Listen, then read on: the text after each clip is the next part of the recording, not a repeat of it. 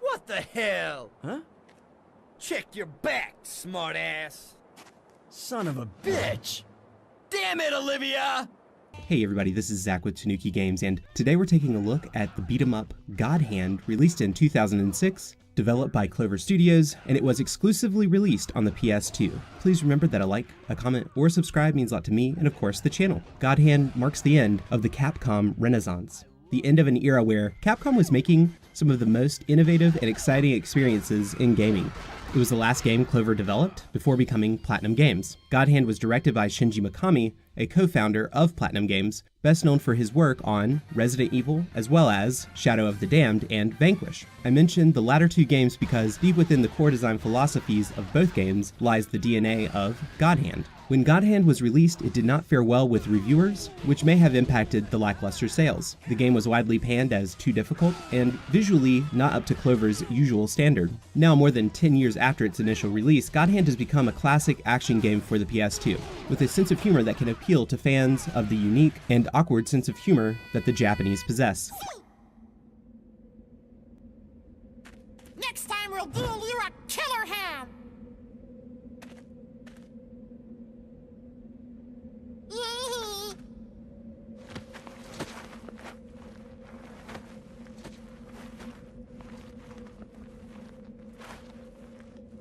Keep on rolling.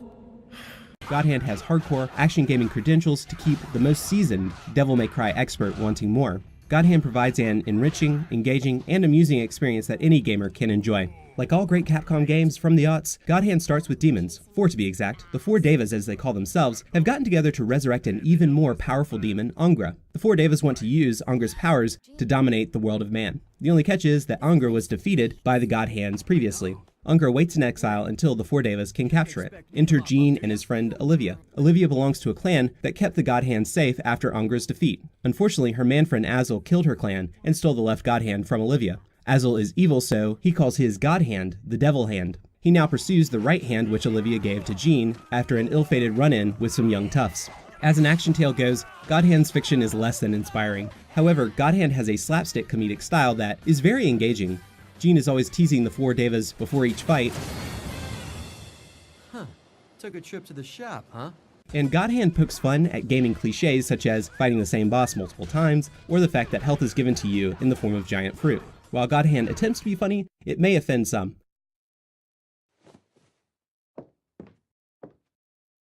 So, what base did he get to?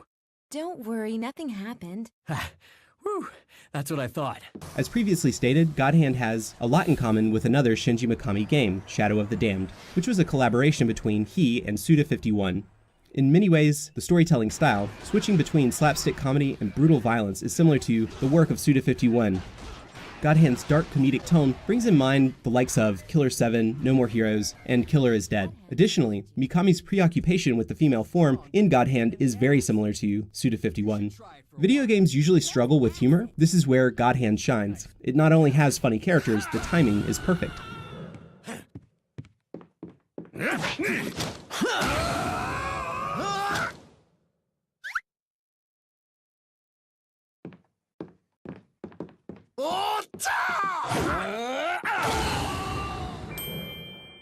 Yeah! The meat of God Hand's experience is in its combat. At first blush, God Hand looks like a button masher. As you learn the combat system, you quickly realize that this game has loads of depth. Gene's combat moves are called techniques.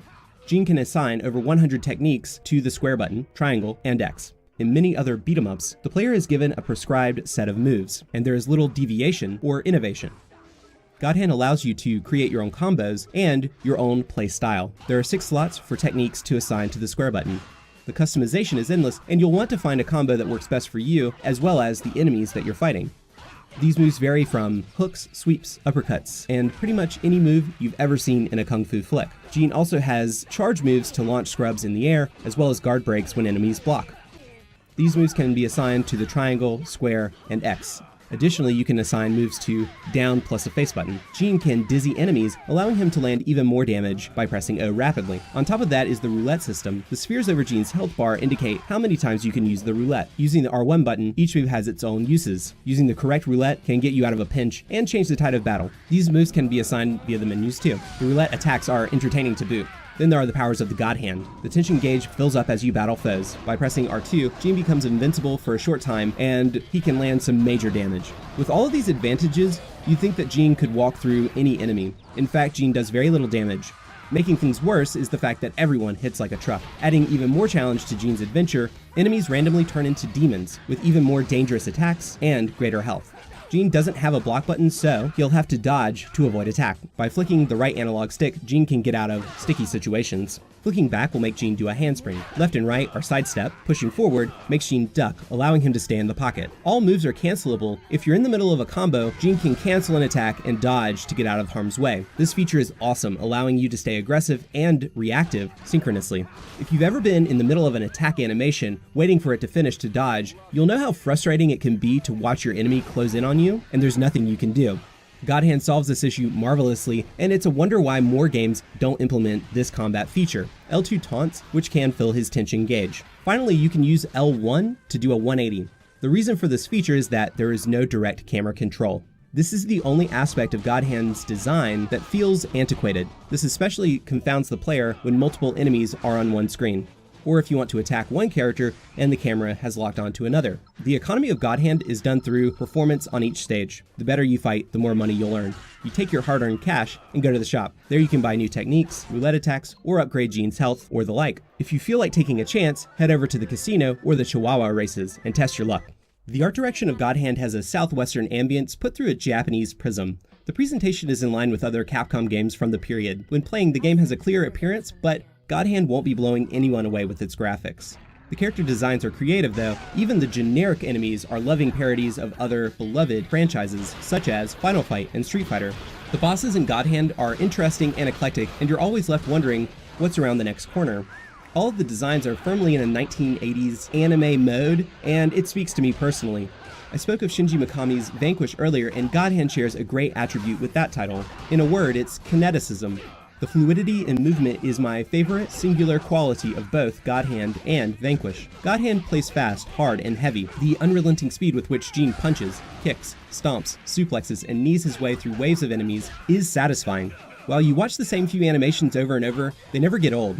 In fact, they feel great. You feel empowered by each blow landed, as if you yourself were getting stronger with Gene. Since you'll be spending a good amount of time viewing these animations, they need to feel exciting, and God Hand nails it. The lighting and color palette in God Hand is a bit bland. While the game isn't dark, the colors are a bit subdued. The level design in God Hand is generally straightforward. Go in, go hard, get out. Some levels are longer than others, but there isn't much in the way of exploration.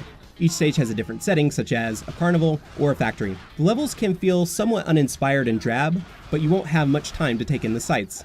While playing God Hand, I am most reminded of the anime Fists of the North Star. The sound design in God Hand is handled quite well. You can use audio cues to assist you in placing where enemies are, which is a big help since you can't control the camera. When Gene uses his powerful moves, the audio explodes, giving wonderful feedback to the player. In keeping with its comedic tone, there are laugh tracks included, adding some much-needed levity. There are some other silly sounds such as slide whistles, gongs, and stock spaghetti western pistol sounds that add to the over-the-top style. God Hand's music is less than inspiring. While the game moves from motifs such as surf and synthpop, it all fits in the campy aesthetic. Probably my favorite song on the soundtrack is the Elvis boss fight. There's some sort of Elvis-like babbling for vocals, which are hilarious.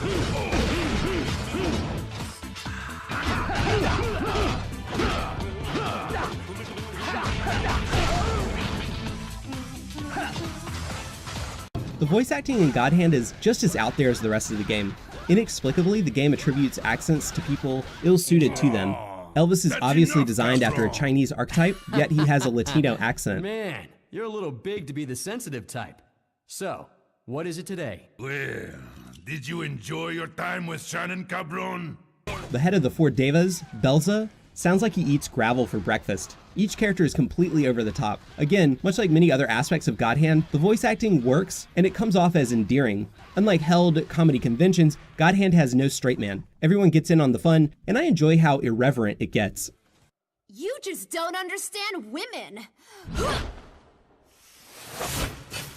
There can never be two queens.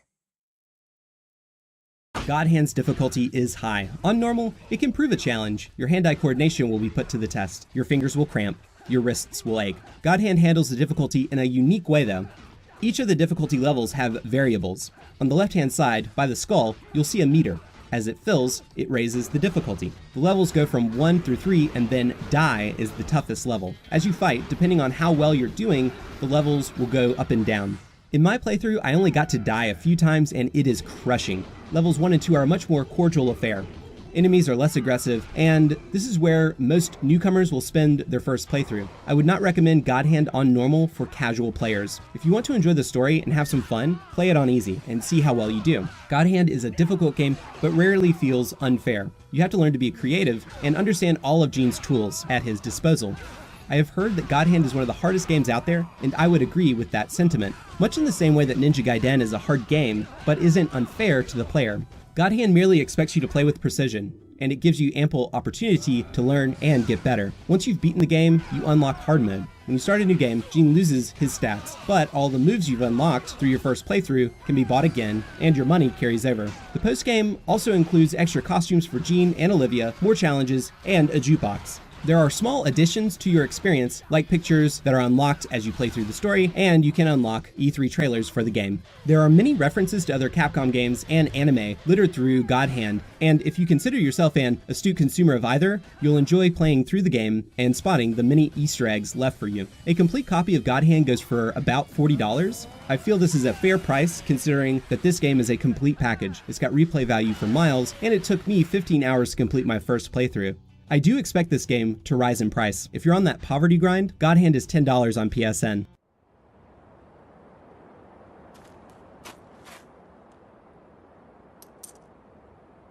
Damn, I'm poor. Whenever I pop in a new game, I always dread the inevitable tutorial.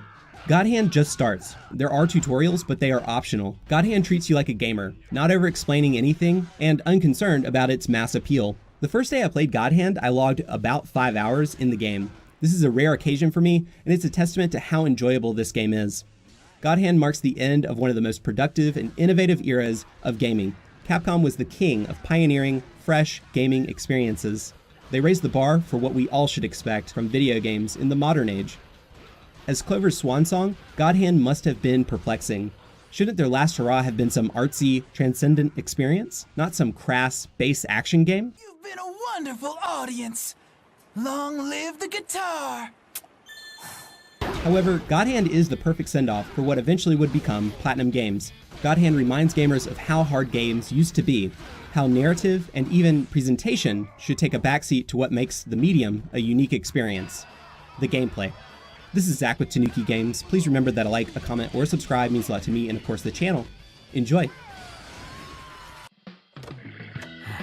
Why is it that every woman I know is trying to make me her pet? Isn't it because you're a little puppy? You know I like dogs. I gotta go.